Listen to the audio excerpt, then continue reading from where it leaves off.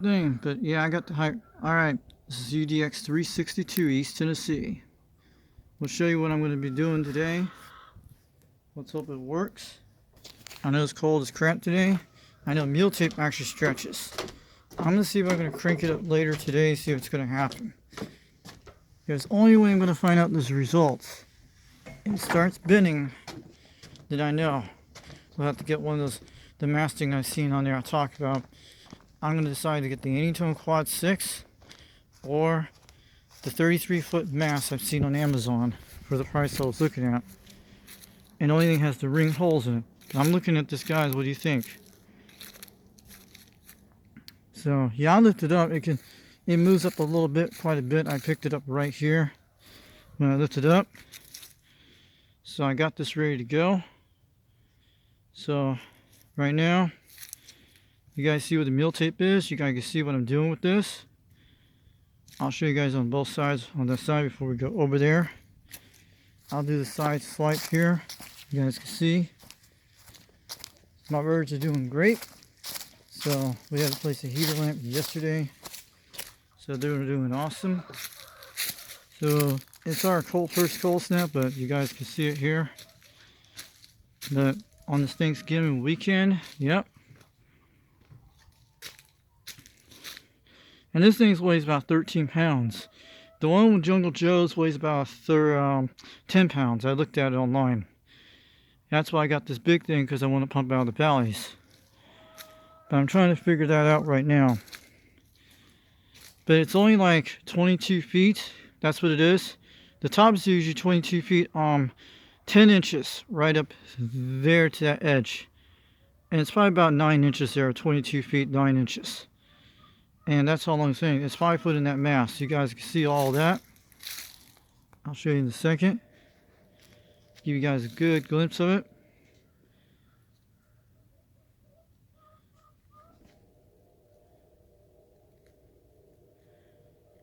And I had put that the other day. I think 2 days ago when I put all that duct tape on that thing. You guys will see that. And give results to people out there. They can learn about their serial antennas. All these pipes are from Lowe's. We got that chain hoist I had back 2-3 years ago. I was going to lift my wooden pole with that. You know, the 4x4 you seen a while back on my previous videos when I was going to take this thing to put a beam antenna on that thing. It's still up there. I still got coax with some stuff, but it's pretty okay. It's not going to do anything, but that one still works good. And I got that hidden one in the tree you guys talked about. We're going to get it working one of these days when we get time. That one in the tree. It's one of the mower junkie antennas I designed. You guys see it way up there when I put it back in 2022 when I did this. And I had one of my sister's friends help me out to get it up there. And there's one of these rods inside of this one right here with the mirror mount on the top of that. Inside with a copper 12 gauge copper wire inside. It's not speaker wire. It's the mower junkie design I made. You've seen a few of those. We're going to get it working one of these days. It's already got a coax attached to it. And I can't get access to the top of it. It's already sealed with a bunch of flex tape, duct tape, and all kinds of stuff in it. We can use it with an antenna tuner to tune it, worst case scenario, which we can do that. And that should be able to work okay. Those are backup antennas. And this one still works okay with the speaker, which I had to hook it up and check it out. I haven't done that since the President Grant.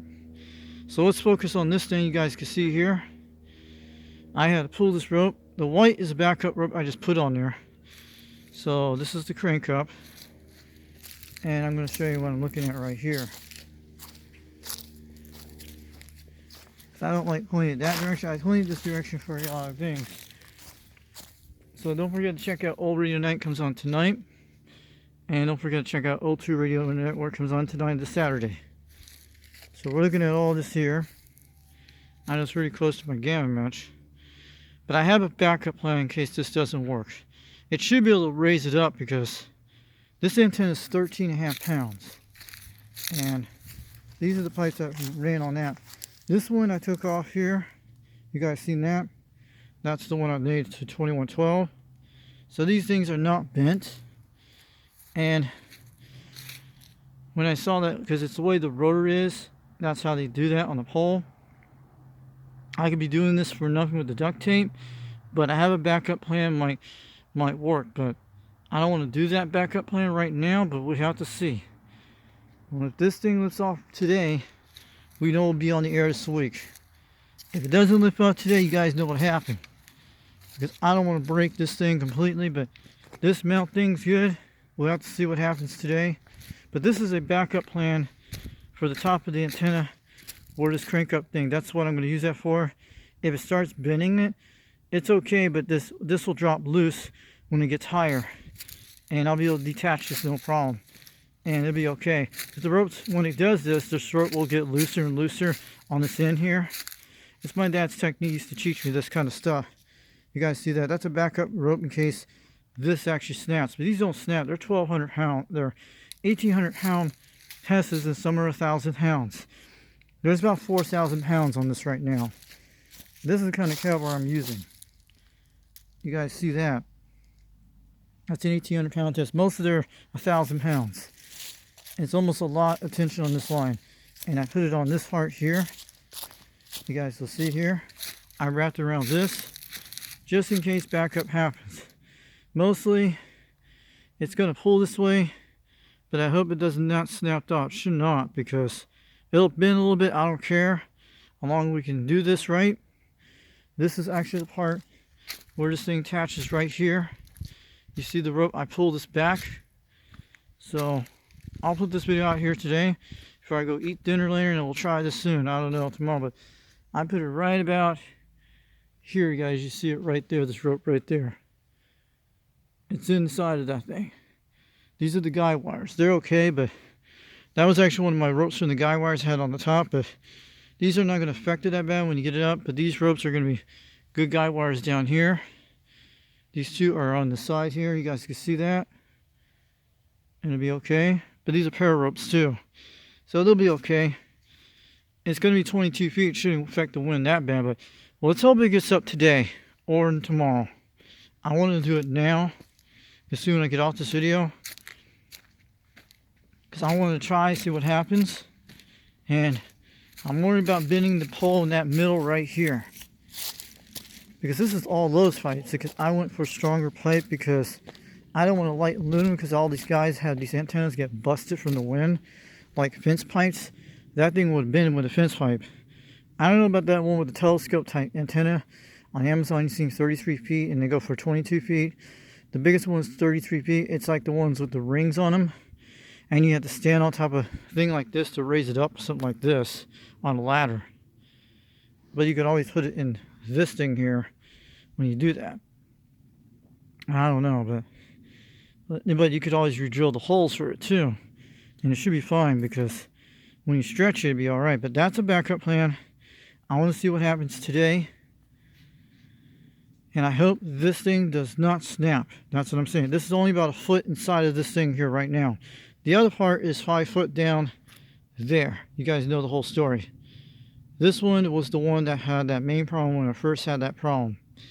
The second time when it happened, when I tested out, because I was too long on the mast. This mast is pretty short, and the one on this thing, this is about 3 feet. It's only 3 foot long. So I cut that pipe from this thing here. I cut it off 3 feet on that part right here, and that's what I did. And put it on this rotor, what I did. That's the same pipe as that one. It's pretty tight, and we should be okay. Let's hope we get this thing on the air. If this happens today, I'll be very happy. I'll be very happy. If it doesn't, we already know the backup plan. Means to get the mast instead of the Anytone. I wanted to have that Anytone Quad 6 for no matter what. So I can go around town, talk all that. And we could always upgrade this later on to go higher if we want. I think 22 feet would be okay, but let's hope we can clear these trees today. But these are dying off for the fall mass. But this should be able to clear it, because I know I trimmed that tree right about here. And this is the test result. It's what I'm worried about bending on the ground. And weight, this is 13 pounds. This is a lot of weight on this side here. It's a lot of weight down that direction. This is a little bit heavy because these pipes are the best pipes you can get. And they're the ones that run on my Mako V5000. That's why I didn't went for a yard fence pipe, because a lot of guys who get those things, from the wind that bends it, it breaks it off in the wind. These don't break off in the wind. They don't. And mostly I can't get a steam pipe anywhere because I don't know. Because a lot of these guys in this area, especially the smoke ground skid shades, they're kind of different. They only help certain people, they do, but I don't know. Because I don't have a lot of people in this area. People know as friends that know, don't very well. Most of the neighbors only come out, but they don't help Harry at all. I don't have any helper at all except myself and my family. You guys know that. So I'm gonna see if we can try this out today. Let's hope we have some luck. I'll let you guys know. I'm gonna see if I can do it a little bit later. And these little brackets are cool to keep. We can use these for something else. But I'm thinking about it. We'll see what happens. I picked it up yesterday, and it does lift off quite a bit. I can lift 100 pounds off the ground with this, right about in the middle over here. I picked it up yesterday. I can actually pick this up by my hand right here pretty easily, and it lifts up a little bit off the ground, so that's good. If it lifts off the ground, if you could pick it up by hand, if you could lift it off the ground, it means it's not going to bend that bad. It shouldn't bend that hard at all, because I put a lot of tape and spray paint, and the spray paint keeps it sealed. That's what I did that, so to make it last a long time. Once I get it up here, I'm not taking this thing down until if it's a rotor issue. That's the only thing I have to do, or a coax issue. This coax should last a long time, and it'll have an RJ58 on the end. But the good thing about this coax, it has an adapter inside of it. It's only about 49 feet long, almost 50 foot. And it should be okay to get it through the trees and stuff. I'm going to be putting the rotor wires through the trees and all that. When it does that, it would get this thing up today. That'd be awesome. And we'll try again soon. So this is UDX 362, East Tennessee. Wave it on down. And I'll say 79 smokescreen, shocker wave. And I hope we get it going soon. Just pray for me today. Well, let's hope this antenna goes up. It's not windy right now, but if I don't get it up today, maybe we'll try it tomorrow. But I got it all tied up. It took me a while because we've been dealing with a lot of cold wind. And I'll catch you guys a little later tonight. And this is UDX 362, East Tennessee, 79 smokescreen. And I'll make sure we'll check out. Don't forget to check out Old Radio Night and Old 2 Radio Network comes on tonight. These are awesome shows. And I'll say thanks for that UDX 21 Dirty Diaper. Thanks for putting a song to me about me last night, because I never get people that do songs for me at all. Because all my life in schools and stuff, yeah, they never put songs about me except maybe back in my elementary. They did, some parties did about songs about me, but I never hardly get people put me a song about me. Hardly at all. Very rare. And thanks for doing that, man. I appreciate it. That's the Citizen Band's a brother. Maybe we'll actually make a song about it and sell it on iTunes. Make some of that extra money off it. It doesn't matter. You put it on iTunes and sell it because people actually listen to that stuff.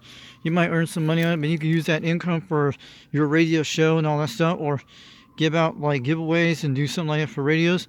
Try to make some songs on iTunes for people to download it, because then when they buy it, you make some of that money and use it for your radio show stuff, and all the people that does it for free. That's what you can use it for, CB radio stuff, because then you can use all that money for repairing your radios and all that stuff. That's what I do with all my cans. If I get them all recycled soon, they're for radios only. They're not. That's what they're for. They're for the C radio. There's some in there.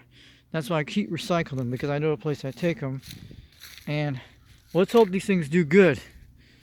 They're for radio stuff. That's what all these cans are for. Or you can use for my motorized bike for gas and stuff like that. When I get, it just needs chain tightened later on, because that's what it needs. I built it custom made. I would love to put a CB radio on that, because I'll have to show you one of my motorized bikes one day when I get a chance, and show you what it needs. I have all the parts for it in bins. I saved it back when I lived back in Utah land, and I bought a lot of it, and I bought spares of it, even mufflers, even a 32 sprocket. But I had the original sprocket on it. But I had done this with Walmart's bike. It was one of my dad's bikes. They got chewed up rats on tires. I had to rebuild it all back. for 4 months to put, and probably tires are kind of flat, but you probably can do all that again. But I rode at least up through Pleasant View and all those areas when I did it. And then before I did all that crazy stuff, guys, yeah, before I put the motor on it, before I put gas in, I rode it down the hill many times and just walk it back up about 500 feet because the place is like a 5,000 foot bench. I've done it many times. And also, before I did, I rode other bicycles. My parents had 4 of them. I had backup bikes, and I had to sell them when I left Utah because I had a Mongoose bike. This one the motor was not on a Mongoose bike, but it was pretty cool. But the bike has its own speed meter, like I have 2 backups for the speed meters I have kept, and it's one of those Chinese motors when I won it off a YouTube contest from Tech Hustler, and it was a $100 motor I put on it. Then I got a moped type mount for the mount because it was too small, but I didn't do any welding, and it worked very well. Only problem gets jammed on the chains, and I done it with a grinder and knocked it out with peck with the little things. That's why I have some experience with those things. And I put a better chain on it. That's what I did. I put a better chain instead of the stock Chinese chain they had on it, so to make it climb hills. If you guys want to get some advice on the motorized bike, it'd be awesome. Maybe we'll use it one of these days to do. It's like a miniature dirt bike that does everything you want, but you have to put 2-stroke engine in it. And I had to put a gasser type thing to keep the part together because I didn't want to go in there to do the unscrew type device thing they have. I have some of this unscrew type, take strip screws out. I have a lot of that stuff. And when I did this motorized bike, I worked on it at 4 o'clock in the morning for 4 months to make it better modified, because a lot of people who slap the motorized bikes together, they just throw it cheap. I would take a lot of my time and rode around hills with it. But when I got it, I climbed uphill, and the only problem with the chain I have, and these tiny, and this clip actually comes off and it pops off of it. That's the only problem I have, and it jams inside that thing. And it just needs like chain tightening. That's all I need to do. And the way I used to do a technique, you take one of these pipes, like a yard pipe or something like that. If you have a long pipe, I think I have one of these. Like one of these will be okay to do for like take spare tires off for your bicycle, like you see right here. Like something like that will work. And I'm just gonna get on Azure before we go. Something like this kind of pole, I used to use it for my Sally dish a while back, but which I'm gonna put them back on again later on because I have some FTA Sallies. You guys do I have a lot. But if you put a on one of those wrenches in it, like like a crescent wrench, and if you can't get your bike off your thing with the tire, just put it on the nut bolt and just spin around it, and usually will loosen it. I've done it many times with that. And this motorized bike was kind of fun. It had its own headlights, everything. Especially you put little batteries in it. But come on, that was pretty good. And a lot of times you don't need license for these motorized bikes. Not likely. And it's a 50 cc's, but usually it doesn't matter.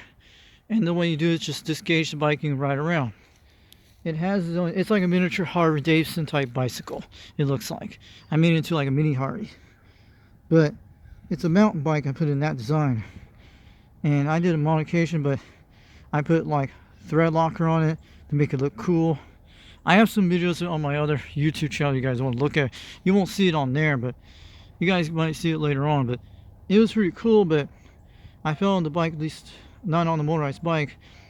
When I was trying to do this miniature bike, you guys remember the wheel on top of the thing on my wooden pole? That was one of these bikes I found at a local park back in Utah. I didn't know it had bad bearings on it.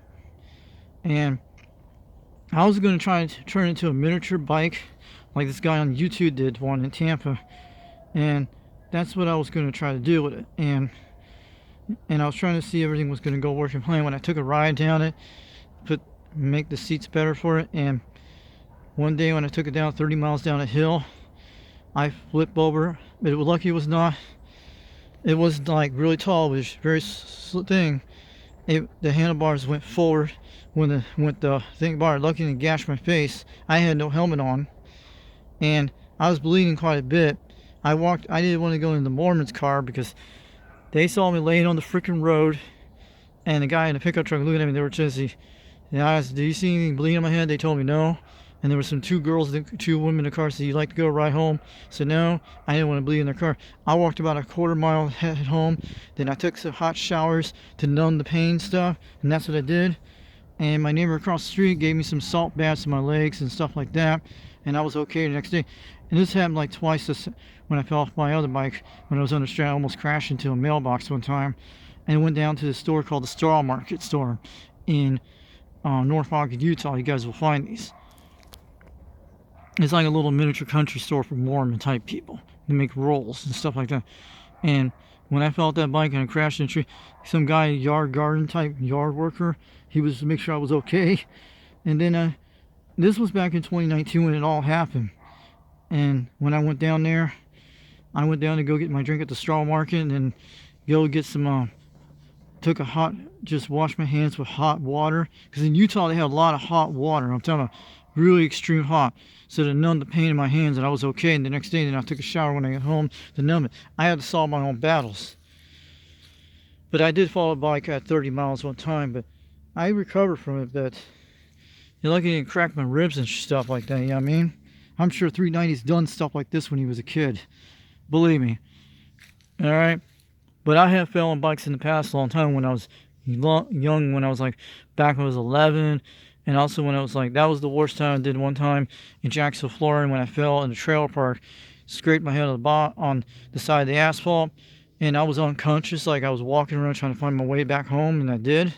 And somebody actually did, and that's the worst thing happened to me. And I felled them in the ice cold before in North Carolina. Not very fun, but the first time I rode a bike when I was young, when I was like 6 years old in Puerto Rico, but I didn't know how to train myself on training, was until some girl in one of my neighborhoods in North Carolina, and that showed me how to ride the bike, in which I learned from it. And that's how I did it. Back then we didn't have all tip videos on YouTube and all that. We had to learn from neighborhood kids. So let's hope this thing gets up today. Just so we can give you some research. But I'm sure, like, believe me, my dad's done it, and I'll tell you guys like that. My dad's done it before a long time when he actually crashed his go-kart into somebody's vehicle one time when he was in the 70s in Homestead. He has a scar on his leg that has it since he was a kid. He's done that stuff before.